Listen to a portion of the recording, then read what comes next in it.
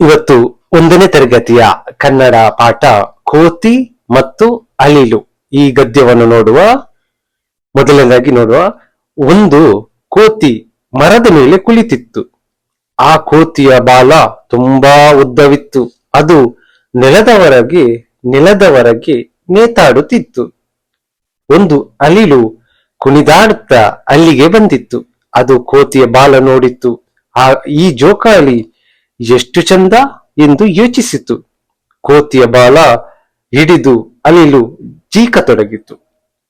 ಕೋತಿಗೆ ಕಚಗುಳಿಯಾಯಿತು. ಅದು ಕೆಳಗೆ ನೋಡಿತ್ತು ಮತ್ತು ನಗುತ್ತಾ ಹೇಳಿತು, ತಂಗಿ, ಏನು ಮಾಡುತ್ತಿರುವೆ? ನನಗೆ ಕಚಗುಳಿಯಾಗುತ್ತಿದೆ. ಆಗ ಅಳಿಲಿಗೆ ಗಾಬರಿಯಾಯಿತು.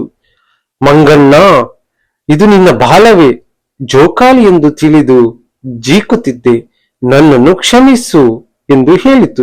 ಬಾಲವನ್ನು ಬಿಟ್ಟಿತು. ಅಳಿಲು ಓಡಿ ಹೋಗಿ ಮರದ ಕೊಂಬೆಯನ್ನು ಏರಿತು. ಈಗ ನಾವು ಇಲ್ಲಿ ಕೇಳಿದ ಪದಗಳು ಯಾವುದೆಂದು ನೋಡುವ.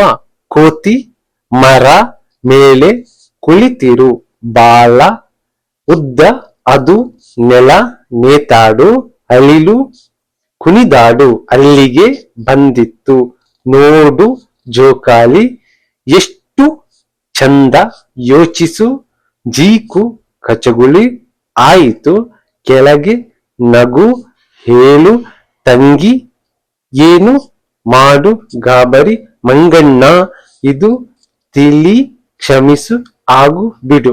ಎಷ್ಟು ಪದಗಳು ನಾವಿಲ್ಲಿ ಕೇಳಿದ್ದೇವೆ ಈ ಪಾಠದಲ್ಲಿ. ಈಗ ಪದಗಳ ಅರ್ಥ ನೋಡುವ. ಗಾಬರಿ ಅಂದರೆ ಹೆದರಿಕೆ. ಕ್ಷಮಿಸು ಅಂದರೆ ಅಪರಾಧವನ್ನು ಮನ್ನಿಸು. ಇಲ್ಲಿ ಅಭ್ಯಾಸ ಇದೆ ನೋಡಿ.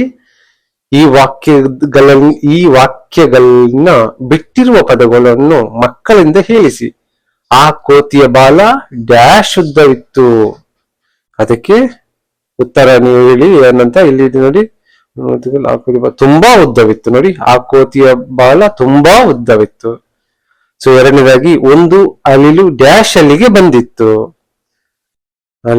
ಒಂದು ಅಳಿಲು ಇಲ್ಲಿ ನೋಡಿ ಕುಣಿದಾಡುತ್ತಾ ಅಲ್ಲಿಗೆ ಬಂದಿತ್ತು.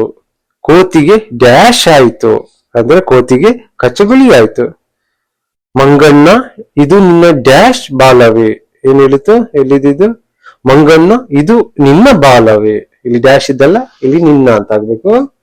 ಇಲ್ಲಿ ಮಕ್ಕಳಿಗೆ ಪ್ರಶ್ನೆ ಕೇಳಿ ಉತ್ತರ ಹೇಳಿಸಿ. ಇಲ್ಲಿ ಪ್ರಶ್ನೋತ್ತರ ಕೂಡ ಇವೆ. ಸೊ ಏನ್ ಪ್ರಶ್ನೆ? ಕೋತಿ ಯಾವುದರ ಮೇಲೆ ಕುಳಿತಿತ್ತು? ಕೋತಿ ಮರದ ಕೊಂಬೆಯ ಮೇಲೆ ಕುಳಿತಿತ್ತು. ಕೋತಿಯ ಬಾಲ ಹಿಡಿದು ಯಾವುದು ಜೀಕತೊಡಗಿತ್ತು? ಇದಕ್ಕೋತ್ತರ ಕೋತಿಯ ಬಾಲ ಹಿಡಿದು ಅಳಿಲು ಜೀಕತೊಡಗಿತ್ತು. ಮಂಗಣ್ಣ, ಇದು ನಿನ್ನ ಬಾಲವೇ. ಜೋಕಾಲಿ ಎಂದು ತಿಳಿದು ಜೀಕುತ್ತಿದ್ದೆ.